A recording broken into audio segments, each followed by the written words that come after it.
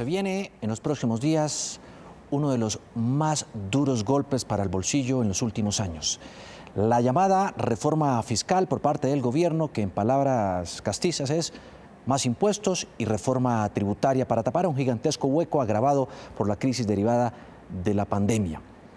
¿Qué trae la propuesta que se presentará por parte del Gobierno Nacional? Se han comenzado ya a conocer algunos puntos claves, pero vamos a analizarlos con el director de Fedesarrollo, Luis Fernando Mejía, que nos acompaña a esta hora de la mañana aquí en Noticias Caracol. Luis Fernando, qué gusto, como siempre. Gracias por estar aquí en Noticias Caracol.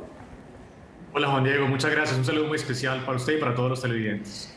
25.4 billones de pesos es la cifra que busca obtener con este recaudo el gobierno nacional. Casi, para que se hagan una idea, queridos televidentes, 2 veces lo que cuesta el metro de Bogotá, o incluso todo el presupuesto de la ciudad capital durante un año. ¿Qué implicaciones, Luis Fernando, tiene esto para recaudarlo y meterle la mano al bolsillo a los colombianos?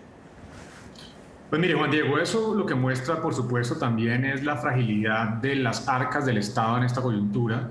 La pandemia ha deteriorado sustancialmente el recaudo tributario, ha aumentado sustancialmente la deuda en más de 150 billones de pesos y ha aumentado, por supuesto, el déficit fiscal, que es la diferencia entre los gastos y el ingreso que recibe el gobierno año tras año. Este año el gobierno ha anunciado incluso que el déficit va a ser superior al del año anterior, 8,6% del Producto Interno Bruto. Estamos hablando de 86 billones de pesos, que es el déficit más alto probablemente desde que existen estadísticas fiscales modernas en nuestro país. Entonces, naturalmente hay un problema muy de fondo fiscal. La pandemia ha generado esa caída tan grande del recaudo, ese aumento del déficit, y además se aúna a problemas estructurales de nuestro estatuto tributario que seguramente el gobierno intentará resolver en esta propuesta de reforma. Entonces, es una propuesta que todavía no tiene los detalles, hasta ahora se están conociendo algunos lineamientos, pero que seguramente tendrá que ser balanceada, en una especie de todos ponen, pero por supuesto cada uno lo hace de manera más progresiva. El 60% del recaudo recaerá directamente sobre el bolsillo de las personas naturales, es decir, de los ciudadanos comunes y corrientes. ¿Por qué se aumentó de 15 a 25 billones de pesos este recaudo o esta meta del gobierno? Pues mire, Juan Diego, tal vez hubo un problema de comunicación frente a lo que se había planteado. Si usted revisa las cifras, el gobierno está hablando de un ajuste fiscal de alrededor de 15 billones de pesos, pero por otro lado de ingresos adicionales de alrededor de 25 billones. No sé si tal vez esa sea la diferencia de las cifras que había hablado inicialmente el señor ministro de Hacienda, que estaba pensando en los 15 billones de ajuste fiscal, es decir, lo que se va a generar en reducciones de gasto y reducciones de deuda pública paulatinamente, y por otro lado estos 25 billones de pesos, que es la propuesta de ingresos de la reforma tributaria, que todavía, por supuesto, no conocemos aún en detalle. El gobierno ha dicho que buena parte de esta reforma tributaria o fiscal, como la ha llamado, busca garantizar plata para los programas sociales del Estado. Pero se ha contemplado subir el IVA, por ejemplo, de acuerdo a lo que se ha conocido hasta el momento. ¿Qué se debería tocar o no del IVA? Mire, Juan Diego, esa es una discusión, por supuesto, difícil políticamente, pero que es importante. Nosotros lo habíamos sugerido desde Desarrollo, también la comisión de expertos lo hizo la semana pasada, y es que cuando usted revisa el gasto tributario, es decir, el costo del no recaudo por parte del Estado de ese IVA, producto de los múltiples tratamientos preferenciales que existen en el país, pues resulta que buena parte de esos beneficios le terminan llegando especialmente a las personas de más altos ingresos, quienes por supuesto por naturaleza tienen los gastos más elevados en ese tipo de bienes. Entonces la propuesta siempre ha sido tratar de ampliar esa base gravable, pero al mismo tiempo fortalecer los mecanismos de compensación para evitar que esos aumentos en la tarifa del IVA para algunos bienes no terminen perjudicando, por supuesto, a las personas más pobres y vulnerables. El gobierno no ha entregado los detalles todavía, pero lo que se plantea, al menos de entrada, es que no se van a tocar los alimentos que actualmente no están gravados. no tendría ningún tipo de cambio en esta propuesta. Es decir, se empezarían a gravar gradualmente cosas distintas de alimentos y muchos bienes o servicios que no están en la canasta familiar. La canasta de consumo es más amplia que esta canasta familiar que conocemos los colombianos. Claro. Entonces todavía faltan los detalles, pero al menos ya hay un criterio y es que no se tocarían los alimentos, y eso es por supuesto una noticia positiva frente a las preocupaciones que habían planteado algunas personas en materia de ese aumento del IVA. Pero sí se ha planteado la opción que contemplaría la estandarización o unificación del cobro del impuesto del valor agregado, del IVA. En algunos productos que hoy, por ejemplo, tendrían el 5% del IVA, podría subirse hasta el 19%. Eso implicaría, palabras más, palabras menos, que, por ejemplo, algunos que hoy tienen el 5%, como el chocolate, el azúcar o los embutidos como el salchichón, podrían tener un incremento equivalente a lo siguiente. Hoy vale una libra de chocolate 6.400 pesos con el 5% del IVA. Si se le pone el 19%, subiría a 7.296, es decir, un alza aproximada de 900 pesos. Una libra de azúcar hoy vale 1.800 pesos en promedio, con el 5% del IVA. Si se le impone el 19% del valor agregado, subiría a 2.052. Y un salchichón, que en promedio hoy vale, con el 5% del IVA, 6.300, con el 19%, al unificarse el incremento de este impuesto, podría subir hasta 7.182 pesos. Estos no son productos de la canasta más elemental y básica, pero aún así son indispensables para un mercado de una clase popular o media de nuestro país. Es inevitable que vaya a golpear el bolsillo de miles de colombianos.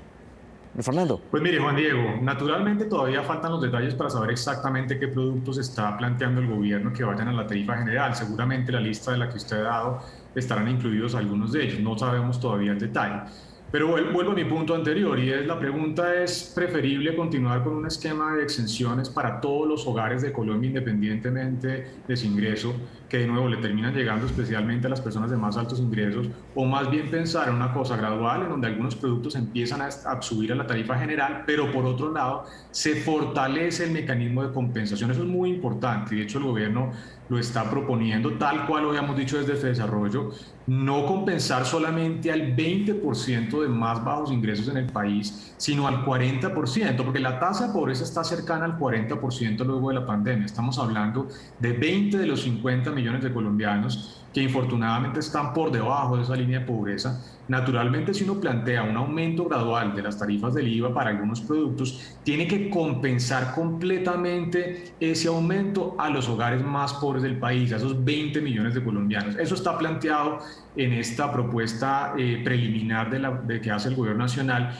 y estamos de acuerdo con eso. Se tiene que hacer gradual, naturalmente, no hay que afectar sustancialmente el consumo, esa recuperación aún incipiente de la economía, pero por otro lado no tiene mucho sentido mantener exenciones que terminan favoreciendo especialmente a las clases más altas del país.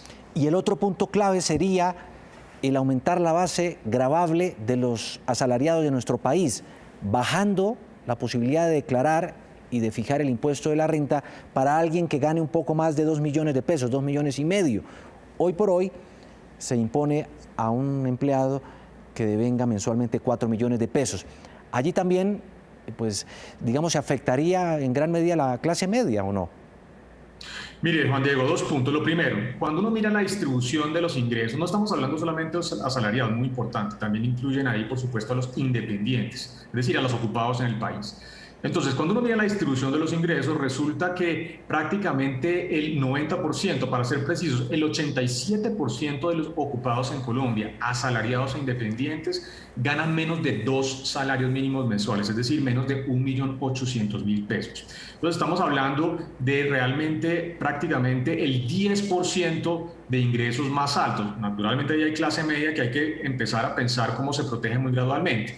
Entonces, un punto muy importante adicional, Juan Diego, es que cuando se habla de empezar a declarar renta, no necesariamente implicaría el pago de renta. Una persona que tenga ingresos de 2.500.000 pesos no necesariamente entraría a pagar renta, empezaría a entregar la información a la administración tributaria. Eso es muy importante para incentivar la formalización, para incentivar esa cultura tributaria. Por otro lado, para las personas que empezarían a pagar, que hoy en día no lo hacen, seguramente más cercanas a los 3 millones, 3,5 millones de pesos, es también clave pensar que no se paga sobre todo el ingreso, no, se paga sobre la diferencia entre el ingreso recibido y el rango exento, que todavía no sabemos cuál va a ser. El gobierno seguramente está hablando de algo alrededor de los 2,5 millones de pesos. Luego una persona que gana 3,5 millones de pesos pagaría la diferencia entre ese ingreso mensual y los 2,5 millones de pesos. No se paga sobre todo el ingreso, eso es muy importante, porque la tributación para las personas siempre es marginal, siempre se paga sobre el exceso del rango que está grabado a la tarifa cero. Entonces hay que tener mucho cuidado, hay que hacerlo muy progresivo, de nuevo para no afectar el bolsillo, especialmente en esta coyuntura de recuperación que estamos viendo para la economía colombiana este año. Es Luis Fernando Mejía, el director de Fedesarrollo, a esta hora de la mañana aquí en Noticias Caracol. La verdad quisiera dedicarle mucho más tiempo porque ustedes también tienen una propuesta muy interesante para reactivar la economía y darle sentido a lo que también han llamado ustedes el contrato social, buscando aseguramiento en diferentes campos clave de nuestra sociedad. Luis Fernando, muchísimas gracias por estar aquí en Noticias Caracol. Para tratar esos puntos, si quiere, lo invito después.